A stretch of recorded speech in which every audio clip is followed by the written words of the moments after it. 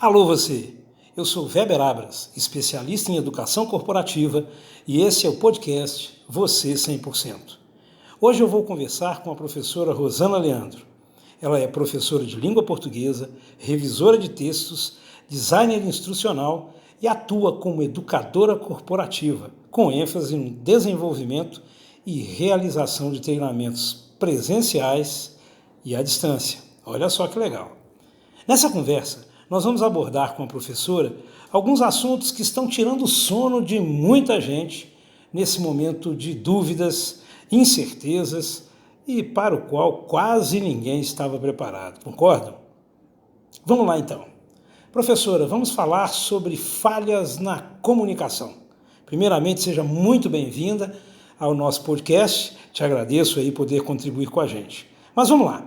As falhas na comunicação representam um dos principais problemas das empresas brasileiras.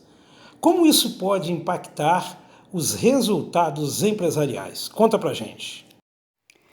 Ô Weber, eu que agradeço o convite para participar dessa conversa. E as falhas de comunicação, de fato, são um dos principais problemas das empresas brasileiras. Segundo o Project Management Institute, que é uma associação mundial focada em gestão de projetos, as falhas de comunicação correspondem ao problema de 64% das empresas brasileiras. Isso mesmo, 64%. E falhas de comunicação vêm de pessoas. E pessoas desenvolvem algumas competências, dentre elas a habilidade da boa comunicação, que é uma habilidade do profissional de hoje e do profissional do futuro. O nosso cenário é prova disso. Com as restrições advindas do isolamento social devido ao coronavírus, aquele profissional que não tem habilidades de boa comunicação desenvolvidas está com inúmeras dificuldades de dar continuidade aos seus projetos e às suas tarefas. Isso impacta demais os resultados de uma empresa. Mas o bom disso tudo é que todos podem desenvolver a habilidade da boa comunicação. Professora Rosana, e o momento atual não está fácil para ninguém.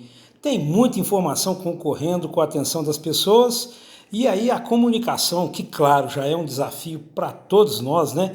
Um desafio enorme, fica ainda mais prejudicada. Então, conta aqui para a gente, professora, como podemos desenvolver, pensando aqui no que você mesma disse, a habilidade da boa comunicação? Conta pra gente. Comunicar-se bem exige esforço. Estudar, ler, questionar-se, gostar de aprender, gostar de gente. E eu quero salientar a questão da leitura.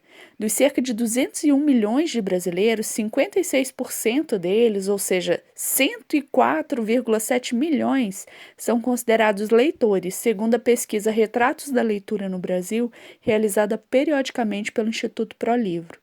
Se pensarmos que dentre esses leitores temos aqueles que só decodificam e aqueles que, de fato, inferem sentido no que leem. Se eu quero me comunicar bem, eu preciso aprender a ler bem e exercitar sempre essa habilidade. Olha só que interessante, gente. Eu nem de longe imaginaria esse percentual de leitores no Brasil. Sinceramente, achei que era muito menos. Mas claro, né? Fica aí o desafio, como a professora mesmo traz para a gente, de uma leitura eficaz, aquela na qual o leitor compreende o que acabou de ler. Ufa, grande desafio, hein? Mas, Rosana, a leitura se associa, né, diretamente à comunicação escrita. Concorda? Como podemos, então, melhorar a prática da escrita no âmbito empresarial? Weber, esse é um desafio e tanto, porque escrever bem impacta em produtividade. Pense em quantas mensagens circulam nas empresas todos os dias, e cada gênero textual vai ter suas próprias características e as suas próprias exigências também. E é bom discernir esses tipos de comunicação. Eu costumo dizer que o WhatsApp não é e-mail e e-mail não é o WhatsApp. Por exemplo, a comunicação pelo WhatsApp, pelo Telegram, pelo Direct tem características de mais agilidade e muito mais rapidez. São mais concisas, ou seja, elas têm menos texto e muito mais sentido muitas vezes. Já a comunicação por e-mail tem um viés de formalidade, tem uma estrutura recomendada. serve para enviar documentações, para efetuar determinados registros.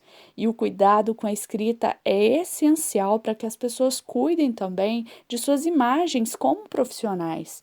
Um ofício, uma carta, um e-mail cheio de erros depõe muito contra quem os cometeu. E ninguém precisa ser uma gramática ambulante, claro, mas é legal saber reconhecer o erro e cuidar para que não aconteça novamente. Por isso, estudar sempre é tão importante e, claro, praticar a leitura constantemente. Que legal isso que você traz para nós, professora.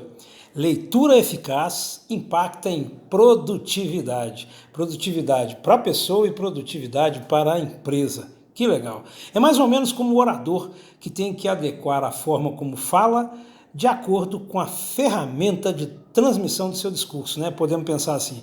Se pensarmos, por exemplo, na comunicação escrita, eu sigo por um caminho no Zap, me permita aí chamar de Zap, professora, como dizem aí, né? E por um caminho completamente distinto na hora de escrever um ofício. Não é isso? Não é um bom exemplo? Então vamos lá. Professora Rosana Leandro, muito obrigado por sua participação. Esteja certa que você voltará mais vezes. Afinal, todos nós precisamos melhorar e muito a nossa comunicação, principalmente no ambiente corporativo. Aguardem aí que por mais vezes, a professora Rosana Leandro vai dar muitas dicas aqui junto comigo. Até a próxima. Eu sou Weber Abras, especialista em educação corporativa.